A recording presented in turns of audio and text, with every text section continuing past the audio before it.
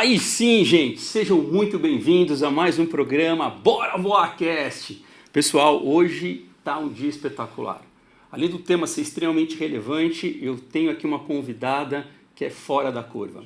Tenho aqui hoje Mônica Nigri. Seja muito bem-vinda ao nosso programa e obrigado por ter aceito aqui o nosso convite. E ó, gente, veio direto do Rio de Janeiro aqui para os nossos estúdios aqui em São Paulo. E para mim é um motivo de muita alegria, tá, Mônica, ter você aqui com a gente. A gente teve um bate-papo super gostoso há uma semana atrás para alinhar um pouquinho aqui sobre a expectativa do nosso bate-papo. E eu gostaria muito que você primeiro pudesse se apresentar para o público que está nos vendo hoje. E aí, além de tudo, eu quero trazer o tema que a gente vai falar sobre gestão de custos e riscos na saúde suplementar. Uau, né? Um tema super relevante, em alguns casos muito complexo também. E a ideia é a gente trazer um pouco mais de luz sobre esse tema. Então, Mônica, por favor, apresente-se para o nosso público. Olá, eu sou Mônica Nigri, minha formação é em Ciências Atuariais, eu sou superintendente do Regulatório Institucional da Sul América e já há bastante tempo, há cerca de 30 anos, na saúde suplementar. Sim. Que espetacular. Foi da INS também, né? Trabalhei por 7 anos e meio na INS, depois eu era do mercado de saúde suplementar privado. Trabalhei por 7 anos e meio lá e depois voltei para a iniciativa privada. Nossa, uma bagagem enorme e muito bacana, Mônica. Bom, primeiro, muito obrigado por você ter se disponibilizado para vir aqui. Eu sei que não é fácil, tem ponte aérea, tem tudo, né? Mas para a gente, como a gente conversou e para todo mundo que está nos vendo, o intuito desse programa é trazer muita informação relevante, né? Dentro do cenário que a gente vive de saúde, de maneira geral. E assim, Mônica, trazendo uma visão mais simples, que eu não sei se dá para trazer com tanta simplicidade, apesar de ser um tema extremamente complexo, a gente vive um momento muito difícil, né, Mônica? Quando a gente para pensar, desde o pós-pandemia principalmente, a gente tem sofrido aí o mercado de maneira geral, que é o que a gente acaba escutando no dia a dia, ali quando eu estou em cliente, na rua, enfim, com alguns amigos. Edu, mas por que está ficando tão caro o plano de saúde? A gente tem observado, por exemplo, no ano passado, os reajustes acima de 2 dígitos, né? E todo mundo acha que a culpa é só da seguradora. A gente tem uma questão, por exemplo, de fraudes. Como aumentou, na verdade, a gente percebe uma profissionalização desse processo de fraudes, né? E quanto isso impacta no final do dia nas contas da seguradora e que no final das contas também impacta no nosso bolso que pagamos o plano de saúde. Então, esse aqui é o nosso pano de fundo, tá, Mônica? E aí eu queria muito que você pudesse trazer, com a sua visão, com essa experiência, com esse background que você tem, e até de vivenciar a questão junto ao regulatório, quais são as práticas e tudo mais. Para a gente começar, eu queria aqui perguntar para você quais são os principais desafios, na sua opinião, né, que você vê nessa gestão de custos e de riscos, né, dentro do setor de saúde suplementar aqui no Brasil. O setor da saúde suplementar ele é extremamente complexo, né, e sofre interferência do judiciário, do regulador. Tem um forte apelo da população também, né? Então, assim, são várias variáveis que interferem na saúde suplementar. E eu acho que o principal objetivo é tornar o setor viável e sustentável, né? E aí, quando a gente fala de sustentabilidade do setor, né, primeira coisa que a gente pensa, né, são esses reajustes elevados, né? Mas o que a gente tem que entender também é como é que é composto o reajuste, né? O reajuste ele é composto pelo aumento do preço de cada procedimento.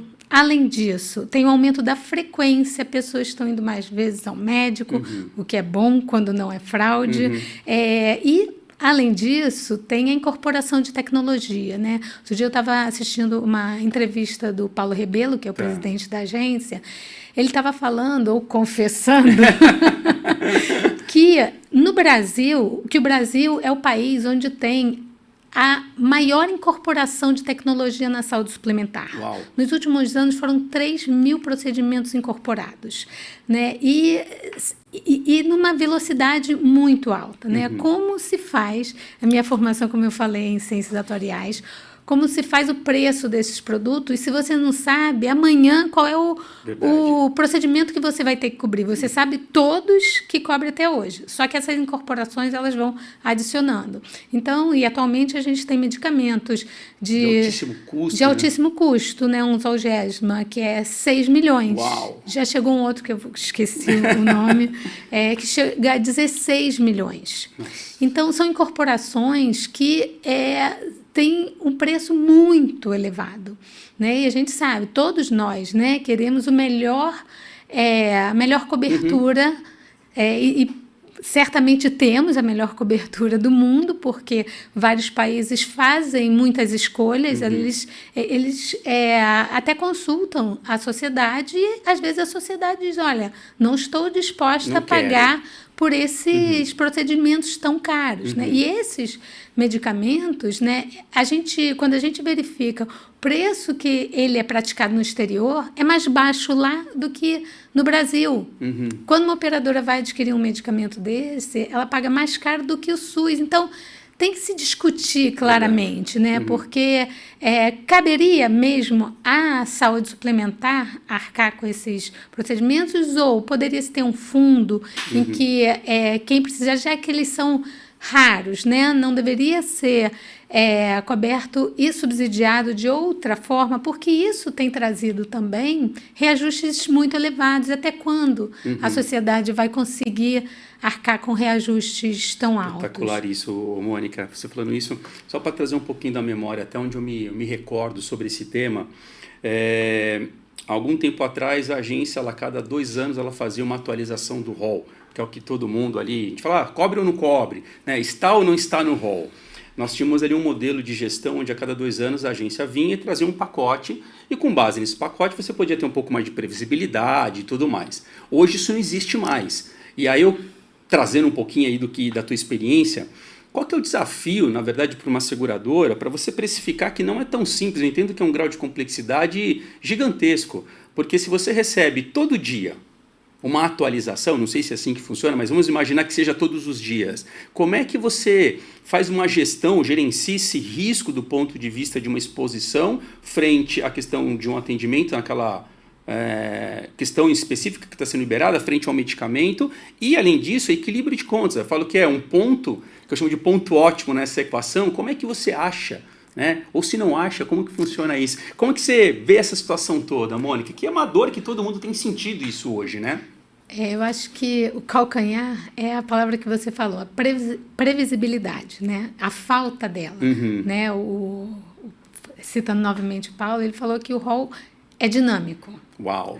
Né? Então, só nessa última semana foram quase 10 procedimentos incorporados ao rol de alto custo. E, de fato, a gente acaba tendo que montar uma rede, né? A Sul América tem produtos de cobertura nacional no Brasil inteiro, e determinados procedimentos sequer são ofertados fora dos grandes eixos. Né? A agência mesmo reconhece que há vazios assistenciais.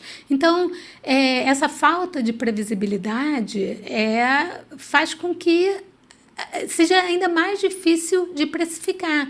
E aí são incorporados novos procedimentos e os custos vão aumentando. E, assim, a sociedade deveria, como eu falei, né, se manifestar. E, para isso, há diversos canais de manifestação da sociedade para dizer, olha, quero isso, não quero isso, eu que estou pagando.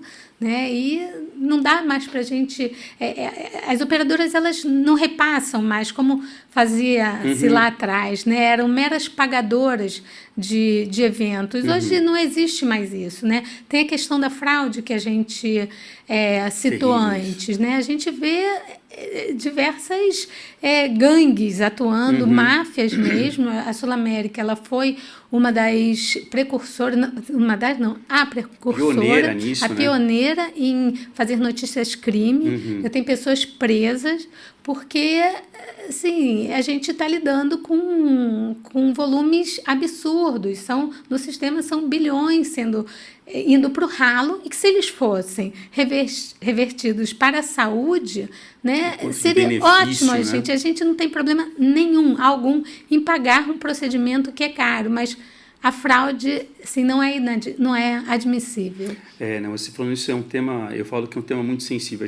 Claro, a gente está do outro lado, eu conto para todo mundo que eu fico no meio do caminho, eu fico entre a seguradora e os nossos clientes ali como consultoria. E o grande desafio que a gente tem enfrentado, principalmente de 22 para cá, tá, Mônica? Acho que 21 a gente tinha uma demanda reprimida muito grande dentro do processo, até por causa da questão pandêmica. Então, quem ia de fato era quem estava com uma questão exposta ali de Covid, né? Qualquer outro tipo de procedimento, ele estava ali se resguardando. Uma vez que a pandemia dá uma apaziguada, você tem uma demanda reprimida gigantesca, você tem uma avalanche de procedimentos que até então não estavam sendo executados. E o pior de tudo que eu falo que na nossa cultura do Brasil, que eu acho péssimo isso, né, por isso que eu falo que é uma mudança de cultura que a gente tem que ter, é a questão de princípios e de valores. Isso a gente não pode negociar, independente de qualquer coisa, né? E a gente percebe que muitas das vezes a gente tem ali na ponta procedimentos que são fraudulentos, que meio que foram incorporados dentro de uma questão cultural, exemplo, a questão dos reembolsos, que até então, ok, é errado. Se o seu plano ele te cobre R$300 de reembolso, você não vai pedir 3 para cobrir 1.000 uma consulta. Isso é fraude. E ainda aqui que a gente está falando de uma pontinha pequenininha, né, Mônica? Agora a gente potencializa isso dentro de uma questão de crime, de organizações que foram montadas para fraudar o sistema como um todo, ele gera um colapso também. Eu acho que as pessoas não têm essa dimensão daquilo que a gente está falando. Se a gente pudesse trazer, se você pudesse trazer um pouquinho aqui para a gente, Mônica, até para ver se essa política de preços mesmo, mas do impacto que isso gera, por exemplo, em termos de população. A gente fala, até onde eu me lembro, tá? A gente está falando de 25% da população brasileira com acesso à saúde suplementar, de maneira macro, tá?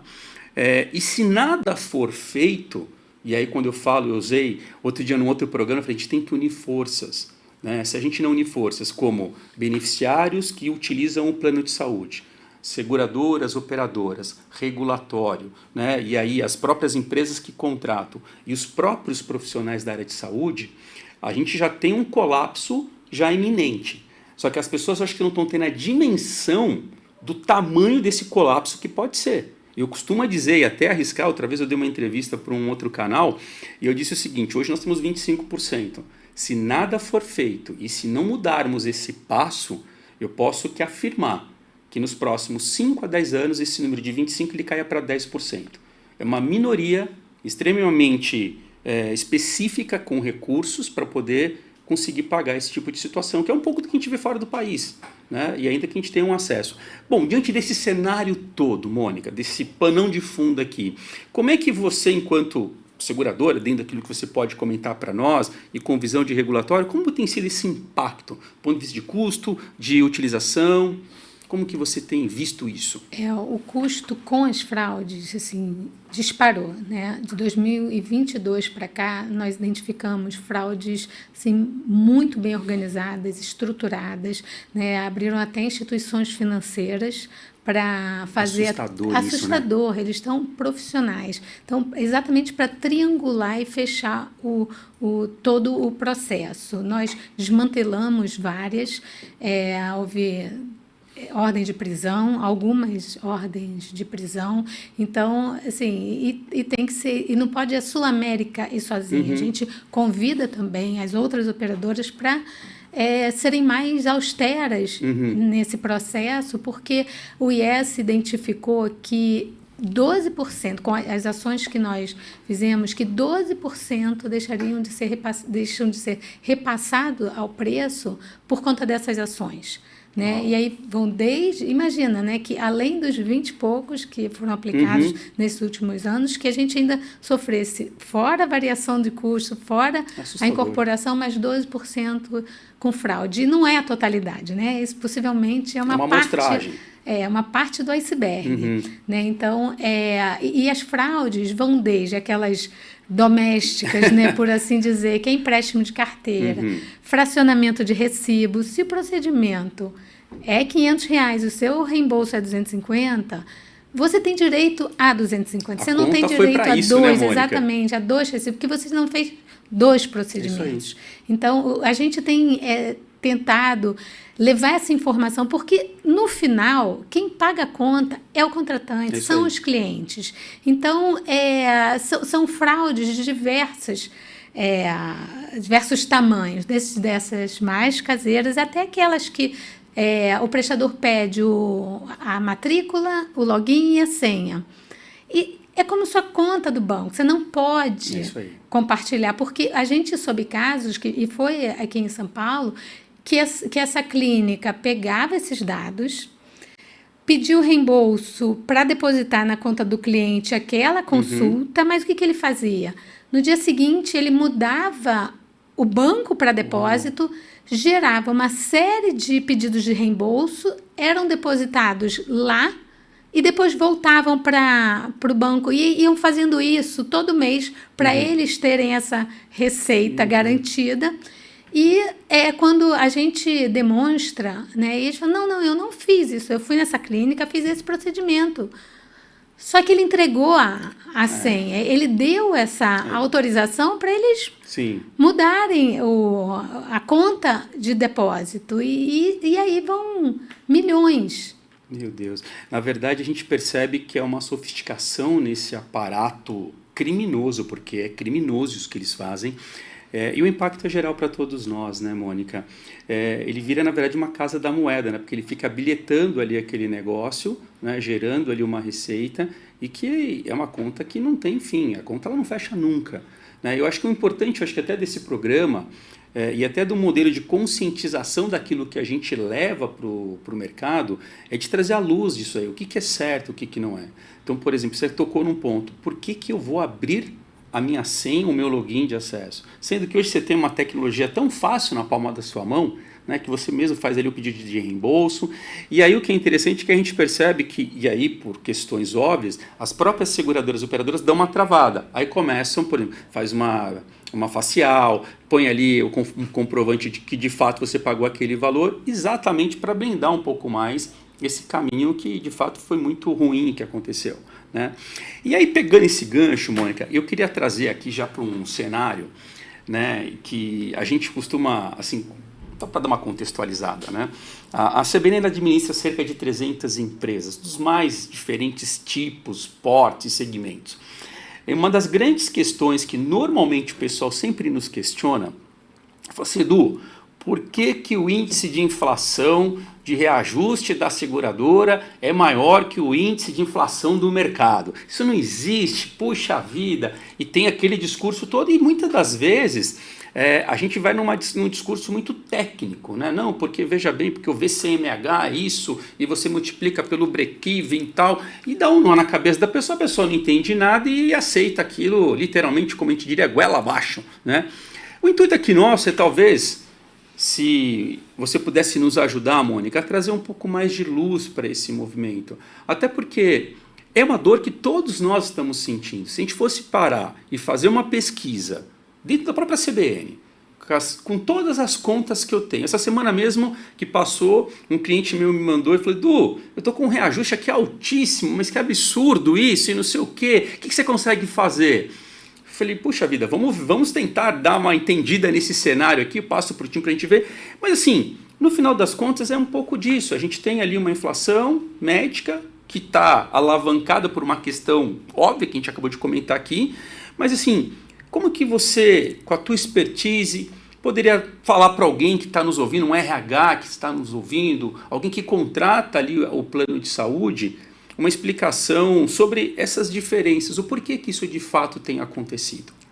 A inflação médica, ela é, não só no Brasil, mas em todos os países do mundo, muito superior, geralmente 2, às vezes 3, 1,5 vezes, a inflação oficial, um IPCA correspondente a cada país. E assim, ou seja, não é jabuticaba, essa dor não dá só nos brasileiros, né? E exatamente por conta daquilo que eu falei. Tem um aumento da expectativa de vida, né? Hoje as pessoas vivem mais, o que é ótimo, estão se cuidando mais, o que é ótimo também. É importante fazer procedimentos preventivos e a Sul América ela tem programas, o programa coordenado, tanto para procedimentos preventivos como tratamento de doenças específicas, exatamente para minimizar aquelas situações em que a pessoa deixa para se cuidar lá na frente, como Você disse mesmo, alguém falou, nossa, eu sou um cliente ótimo, não uso, esse cliente aí. não é bom. A Sul-América entende que as pessoas têm que fazer seus exames anuais, preventivos, exatamente para não ser uma bomba relógio. Perfeito. Porque senão lá na frente ela vai explodir. Então, Então, tem o aumento do custo, que isso é inflação mesmo, né? Uma consulta, por exemplo, ano passado custava X, esse ano está custando X mais X%. Existe um aumento da frequência dos procedimentos, né? As pessoas estão indo mais aos médicos, é importante. Agora, o que não deveria acontecer, e acontece, a gente vê no aumento dos procedimentos, a pessoa faz um exame, não busca, e aí vai a outro médico, pede os mesmos exames, vai em outro laboratório, faz os mesmos procedimentos, ou então o médico pede para fazer num laboratório específico, e aí, assim, esse é o aumento de frequência, né? Então, é o segundo componente da equação. E o outro é o aumento decorrente das incorporações tecnológicas. Então, são inputs de vários lados que acabam aumentando o preço do plano, né? E você falou em RH. Né? A gente tem que trabalhar em parceria. Né? O RH ele pode orientar os seus... tanto os funcionários quanto os familiares, os seus assistidos, para usar o plano da maneira melhor possível. Né? Então, não encontrou uma rede que ele buscava, entre em contato com a operadora. Olha, não estou encontrando a rede, possivelmente a operadora vai dar uma alternativa, ou até mesmo credenciar, se verificar que está desassistido naquela localidade. Então, o importante é que tenha uma troca com a operadora, com o RH, para melhorar o serviço para o cliente e para as operadoras, porque operadora nenhuma quer perder cliente. E assim, é muito difícil para as operadoras aplicarem reajuste de 20%. Né? Nós gostaríamos de aplicar o menor índice possível, até porque senão a gente perde cliente, ele vai para a concorrência, para depois a gente retomar ele, é um custo adicional. Perfeito. E até porque não tem esse milagre, né, Mônica? Cá entre nós, vamos falar aqui o português muito claro. Essa conta está estabelecida no mercado. Se não houver uma mudança de comportamento, pelo que você está nos dizendo, de melhores práticas de como eu utilizo o plano de saúde, eu acho que talvez a gente vive um tabu, talvez aqui no Brasil, do ponto de vista prático. Eu já escutei isso algumas vezes. Eu pago o plano de saúde, eu tenho o direito. Né? Eu posso usar. Primeiro que o plano de saúde, nesse modelo suplementar, o próprio nome ele diz, ele é suplementar. Ou seja, ele não vai cobrir 100% de todos os procedimentos. Segundo, se a gente não tiver sabedoria para poder entender aquilo que eu tenho na minha mão e ser um bom... vou chamar de gestor, do ponto de vista prático enquanto usuário, a gente vai perder aquele benefício. Né? Você tocou num assunto importante e que, de novo, acho que parte de um pressuposto de aculturamento. Né? Da gente rever princípios e valores daquilo que foi estabelecido para aquilo que, de fato, a gente entende que é o correto, gente. O que é certo e continua sendo certo. O que é errado continua sendo errado. Exato. Quando a gente transfere isso para o mercado, que a gente está no mercado de saúde... eu entendo o seguinte, a gente tem que ser sábio naquilo que a gente tem, né, em termos dos recursos que estão nas nossas mãos. Uma vez que eu tenho, por exemplo, se eu fiz lá um exame e eu tenho essa condição, eu tenho que ter a sabedoria de falar, olha, se o outro médico me pedir esse outro exame, eu não preciso, tem exames, vamos lá, Mônica, duro que 6 meses você tem durabilidade, às vezes dependendo de um exame, que você pode continuar e apresentar ele, enfim, né, mas é o que você falou, às vezes a pessoa vai, sente uma dor, um mal-estar, faz lá o procedimento e melhora. E aí ele fala, acabou, já estou bem, nem vou voltar para pegar. E você gera um custo dentro desse processo que ele é gigantesco. Né? Então, eu acho que também parte dessa questão de melhores práticas, né? De gerar uma cultura desse esclarecimento. Eu acho que aí todo mundo se ajuda, né? Desde a gente como um papel de uma consultoria, com apoio de seguradora, a sociedade de maneira geral, a gente trazer. Uma das coisas que eu achei super bacana... eu percebi que, por exemplo, vocês se uniram enquanto operadoras e seguradoras naquele movimento do antifraude. Né? As seguradoras fizeram ali um movimento junto ali com a associação em si falou, vamos trazer, porque está todo mundo sendo impactado. E essa conta todo mundo está pagando, né? E ela não vai fechar. E aí todo ano vai ter a reclamação, porque o meu reajuste está acima de 20%. E como é que a gente faz uma curva, né, um ajuste para essa curva entrar numa curva pelo de estabilização e depois com uma curva de tendência?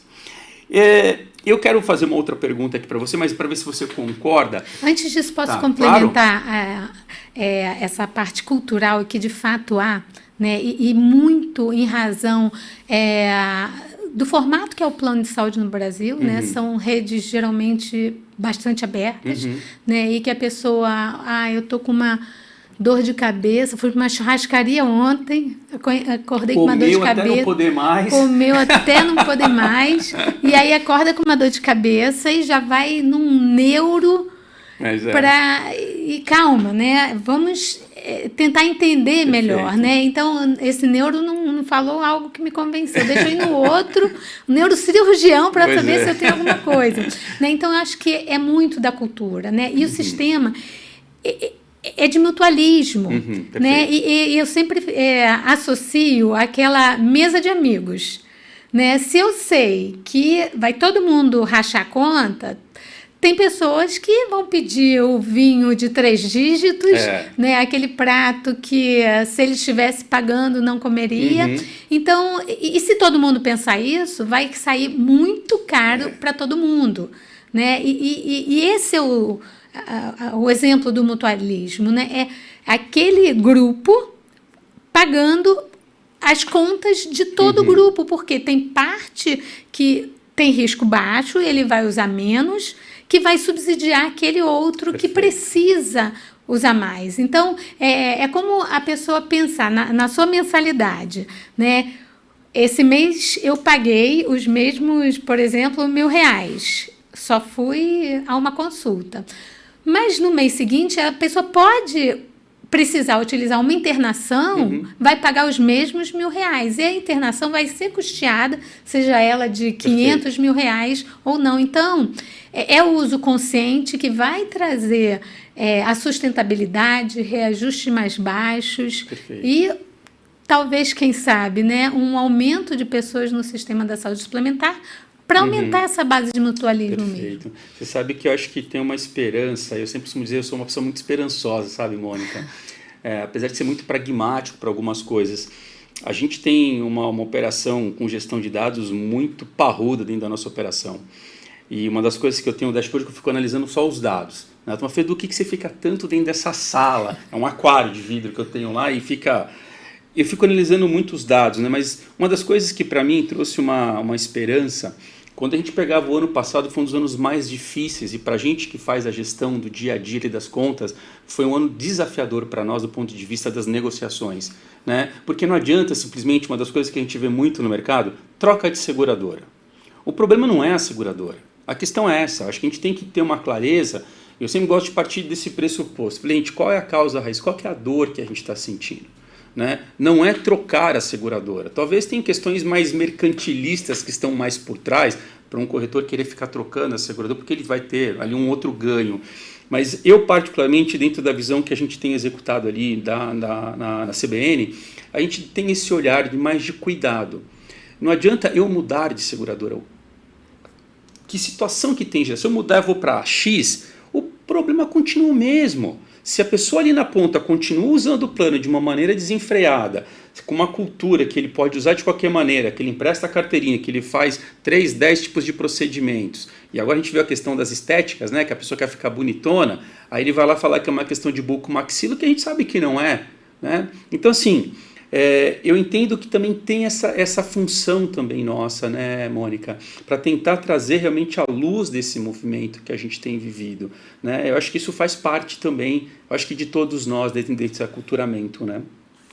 O que você acha sobre isso, Mônica? Eu acho que é isso, é mudar a mentalidade, né? Ser mais austero onde tiver que ser, investir corretamente e onde realmente precisa. Perfeito. Né? Quanto menos fraudes houver no sistema, mais dinheiro vai sobrar para o pagamento dos procedimentos que essa é a função do plano de saúde. Né? Hoje, a gente se deparou com uma situação que a gente está desvirtuando parte dos recursos para combater fraude, para fazer denúncias, contratando escritórios, exatamente para coibir isso. E aí é o que eu falo, né? Desde a fraude pequena, que essa é mais fácil de um RH coibir. A gente tem empresas que demitiu por justa causa funcionários que estavam fraudando o plano de saúde, porque se ele frauda o plano de saúde, talvez ele cometa um outro ilícito dentro da empresa. Então, isso é princípio, isso é uma questão cultural. Sim. Então, é sendo austero onde tiver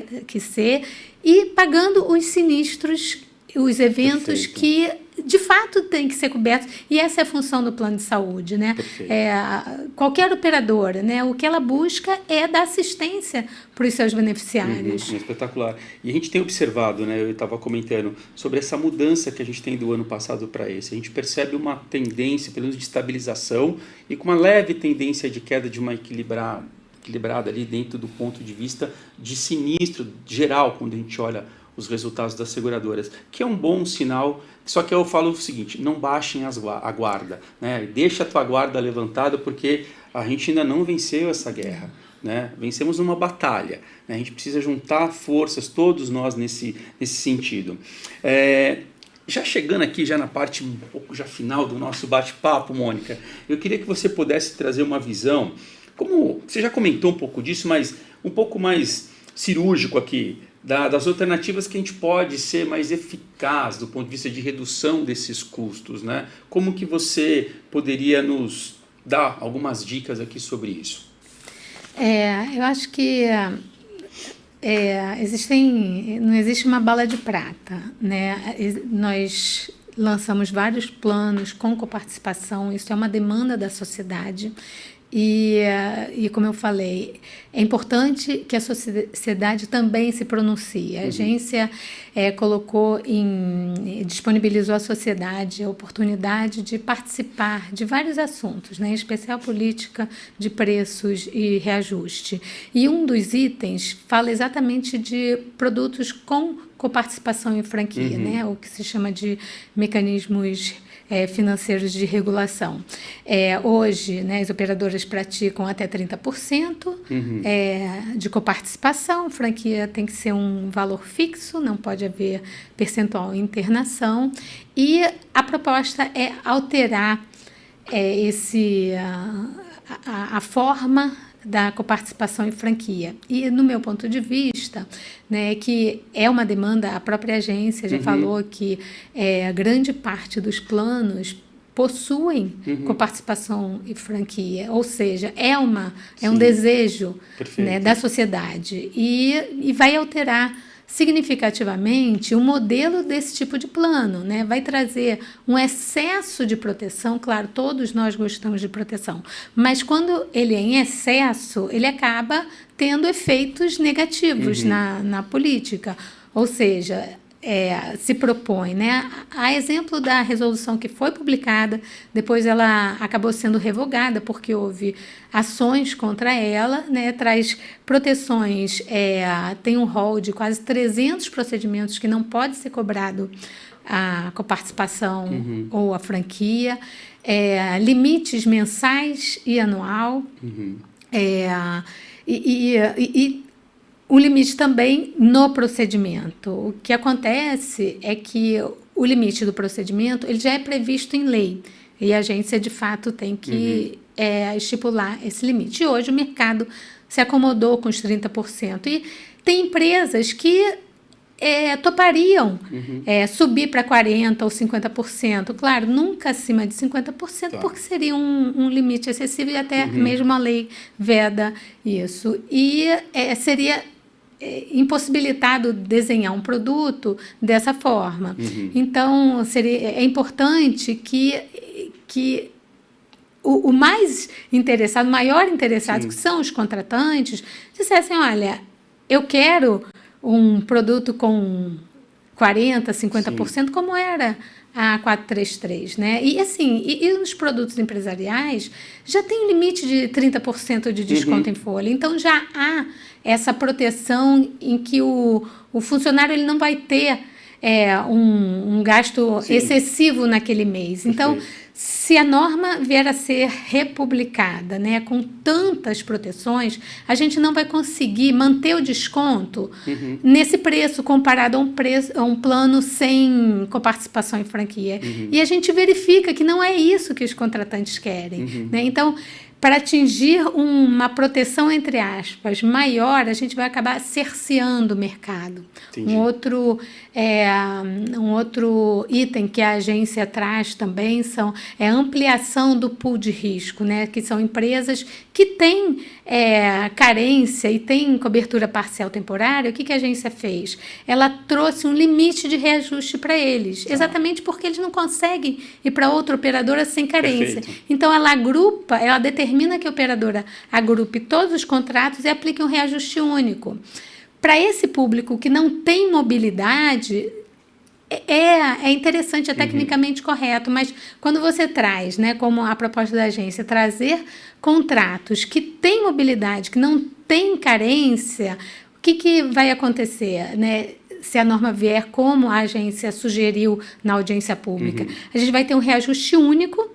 A gente não vai poder dar descontos para aqueles que têm um histórico de sinistralidade mais baixo. E o que vai acontecer? Ele que tem um histórico de sinistralidade mais baixo, que subsidiava outros contratos, o que a gente poderia aplicar reajustes mais baixos, a gente vai ter que aplicar reajustes mais altos. E o que vai acontecer? Ele vai sair. É isso aí. E ele não vai subsidiar aquela outra empresa que usa mais. Então, assim, a ampliação desse pool tem que ser acompanhado dessa flexibilização. Eu tenho um reajuste médio, mas eu posso ter uma banda, né, para esses contratos que eu tenho um histórico e a empresa é austera, ela não permite que seus funcionários fraudem. Assim, a gente possa aplicar reajustes com base no perfil deles. Espetacular isso. Não, perfeito, Mônica. Quando você fala assim, para mim vem muito na minha cabeça o seguinte: a questão da COPEI, ela vem como um sentido mais de educação, né? Uma vez que a gente não está conseguindo ter um modelo ali, um modus operandi que seja satisfatório, a gente coloca aquilo mais para fazer uma reeducação e trazer um equilíbrio para o próprio sistema. Você trouxe um dado muito importante quando você fala do regulador, nessa questão de tentar trazer soluções para tentar apaziguar um pouco mais essas dores que a gente tem, mas muitas das vezes essa resolução ou esse processo que ele acaba colocando como prática não é o que está de fato na expectativa, né, dos contratantes. Então a gente tem aí também uma questão meio que vira dois pesos aqui, duas medidas, talvez não é aquilo que é a expectativa. Mas você trouxe um ponto aqui que eu até tomei nota: audiências públicas. Essas audiências públicas, o próprio nome diz, ela é aberta, você pode participar, né? Eu acho que nessa dimensão, às vezes a gente não tem nem essa visão, né, que eu possa estar ali participando ou eu expressar a minha vontade sobre um determinado assunto que envolve essa questão tão complexa dentro da saúde. Então eu queria, para a gente poder fechar aqui a nossa conversa, Mônica, eu queria que se você pudesse trazer uma mensagem para todo mundo que está nos assistindo hoje, né? Eu espero que esse vídeo ele alcance muitas pessoas que precisam dessa clareza, né? Trazendo sobre essa referência de participar em audiências públicas, quais as recomendações você daria, por exemplo, para pessoas que estão ali como contratante ou mesmo beneficiário, né? Com essa tua visão tão especial que você tem e privilegiada, né? De quem tem a opção e essa possibilidade de estar vendo isso tão de perto.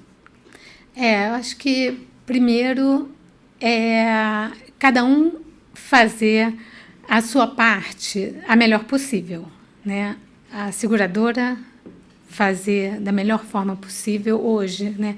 A gente acaba tendo que destinar um recurso muito elevado para fraudes. Eu acredito que se houver um pacto, né, entre contratantes, operadoras, a gente vai conseguir reduzir significativamente esse volume que está sendo desperdiçado, está indo para o ralo, e a participação de cada um, né? Eu me comprometo aqui a passar para vocês as oportunidades de participação, e quanto mais tanto pessoa física quanto jurídica participarem, levando a sua contribuição, né? A agência faz o papel dela, faz o questionamento, mas é importante nós levarmos o nosso ponto de vista. E, no momento, né, a agência está disponibilizando a tomada pública de subsídios. Ela envia um questionário, disponibiliza um questionário para as pessoas, as empresas contribuírem, né, para ela tentar legislar da melhor forma possível. Então, quanto mais nós expressarmos nossas vontades e desejos, mais assertiva vai ser a norma, né? E depois não adianta lá na frente a gente, poxa, mas a agência acabou com os planos, com a diferença de preço com planos de coparticipação e sem, mas é porque talvez a sociedade não tenha se manifestado. Então, eu acho que é importante nós dizermos o que queremos e o que não queremos.